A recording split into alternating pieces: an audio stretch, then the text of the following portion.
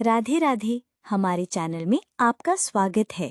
आज हम सुनने वाले हैं प्रेमानंद महाराज जी की कुछ जीवन बदलने वाली बातें, जिन बातों को सुनकर 100% आपके जीवन में बदलाव होंगे।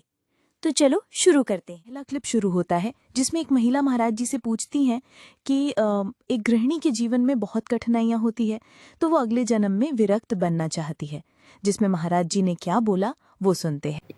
बहुत कठिन है। जैसे आप एक गृहिणी हो, भूख लगी तो आपको भोजन तो मिल गया, आपके अंदर काम वेदना हुई तो गृहस्थ धर्म में हो ना, आपके अंदर मोह आया तो गृहस्थ धर्म में हो ना। लेकिन एक विरक्त को, जो भगवान के मार्ग पर, उसके अंदर काम वेदना आई, अब उसे केवल सहना है, केवल सहना है, दूसरा कोई उपाय नहीं है। अंदर ही अंदर वो सह रहा है, व्याकुल हो रहा है, अंदर व्यथा पैदा हो रही है। सोचो, मतलब थोड़ी देर अलग होकर के सोचो, गृहस्थ से अपने को अलग मान के देखो। अब आपको रहना कहाँ है, अब आपको खाना कहाँ है, अब आपके अंदर जो वासनाएं हैं, आपका जो मनोरंजन आप खिलवाड़ समझते, माँ के प्रेम को तोड़ना, पिता के प्रेम को तोड़ना, भाई भाभी परिवार के प्रेम को तोड़ना, सबके प्रेम को तोड़कर भगा। ना भोजन मिल रहा है, ना वास की व्यवस्था है, ना कोई प्यार से बात करने वाला है। जहाँ देखो वहीं सब तांडव माया का दिखाई दे रहा है। कहाँ भाग के जाए, किससे जाए? तो इसलिए वो हमें लगता है कि विरक्त होना बहुत कठिन मार्ग निर्वाह। साल 2 साल हो, पूरे जीवन है। साल 2 साल का नियम हो कि आपको ब्रह्मचर्य से रहना है, आपको वैसे रहना, चल जाएगा। पूरे जीवन नियम से रहना, मान लो 40 साल 50 साल संयम से रहा और थोड़ा सा गलती हो गई तो कोई मानेगा क्या उसको? गलती ही तो मानेगा उसको कि गलत है, ये गलत ही माने। ये नहीं मानेगा कि 50 साल से लड़ रहा है, आज कहीं फेल हो गया तो चलो क्षमा करो, आगे बढ़ो। तो विरक्त वेश तो बहुत कठिन वेश है। मतलब अगर सही ढंग से चले, अब इधर उधर खान पान वो बात अलग है, लेकिन सही ढंग से चलने में तो हमें लगता है गृहस्थी में एक जैसे किले के अंदर रहकर लड़ाई लड़ना और एक मैदान में युद्ध करना। तो मैदान में युद्ध है, खुले चौड़े पर मैदान में युद्ध है संत का, और गृहस्थी में किले के अंदर की लड़ाई है। काम क्रोध लोभ मोह मद मत्सर, 6 शत्रु आक्रमण करते हैं तो सारी व्यवस्था गृहस्थी में होती है। आप उनको भोग करके उनके प्रति घृणा करके निकल सकते हो, लेकिन वो ना भोगा है और घृणा करता है तो मन उसी में आसक्त हो रहा है, बार बार उसको विक्षेप पड़ता है, बार बार। पर भजन के प्रभाव से धीरे धीरे फिर उनको दबाकर आगे बढ़ता है।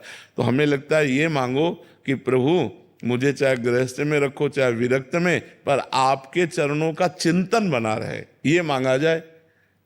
अगर भजन में मन है तो चक्रवर्ती सम्राट हैं अम्बरीश जी महाराज, और महाभागवत हैं, परम भागवत है। जनक जी महाराज राजा हैं और परम ज्ञानी हैं।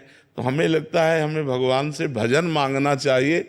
गृहस्थ विरक्त जहाँ मन आवे तहाँ रखो, पर हमारा मन हमारा चित्त आपके चरणों में लगा रहे। क्यों? हमारा मन भगवान में लगा रहे, ये खास बात है। गृहस्थ विरक्त कोई खास बात नहीं है। गृहस्थी में वो भजन कर रहे हो बहुत बढ़िया है, विरक्ति में वो भजन नहीं कर रहा तो बेकार जीवन है। तो हमें विरक्ति या गृहस्थी की तरफ ध्यान नहीं देना चाहिए, हमें भगवान की तरफ ध्यान देना चाहिए, भगवान की तरफ। अच्छा, सबसे बड़ा विरक्त वो है जिसके अंदर कोई भोगों की इच्छा नहीं। आप अगर गृहस्थ में रहकर कोई इच्छा नहीं करती, पति की सेवा में, परिवार की सेवा में, पति की इच्छा का पोषण कर रहे हैं, हमारी कोई इच्छा नहीं, तो आप संत हैं, आप भगवान की प्रिय भक्त हैं।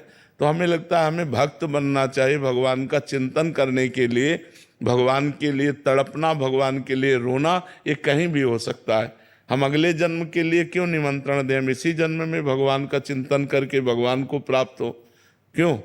इसमें ऐसा बोला जाता है कि तुम गृहस्थ में हो, तुम्हारा परिवार है, पहले उसको देखो। हाँ, तो अच्छी बात है, परिवार रूप में भगवान है, उनकी सेवा करना चाहिए। अब हम सुबह से लगे आप लोगों की सेवा में, तो हमारी भी तो विरक्त होकर के क्या हम कर रहे हैं? संसार की तो सेवा कर रहे हैं, तो तुम्हें भी तो परिवार की सेवा करनी है। विरक्त का मतलब थोड़ी कपड़ा रंग करके बैठ जाना, बैठना नहीं है। समाज की सेवा करो, भजन करो, संयम से रहो। वही बात गृहस्थी में, अच्छे आचरण करो, नाम जप करो, परिवार की सेवा करो, क्या परेशानी है? मेरे पति में भगवान, मेरे पुत्र में भगवान, मेरे परिवार में भगवान, सबको प्यार भरा जीवन, तो कितना बढ़िया जीवन है, कितना बढ़िया जीवन। जो हम प्यार आप सबसे कर रहे हैं, वही आप प्यार अपने परिवार, अपने मोहल्ला, अपने नगर, अपने देश से करो, नाम जप करो, वही तो भक्ति है। भक्ति का मतलब कोई बाहर भाग के जाना थोड़ी, कहाँ भाग के जाओगे? महाराज जी, वर्तमान परिवेश में भाई जी जैसे लीला दर्शन, लीला परिवेश हो सकता है?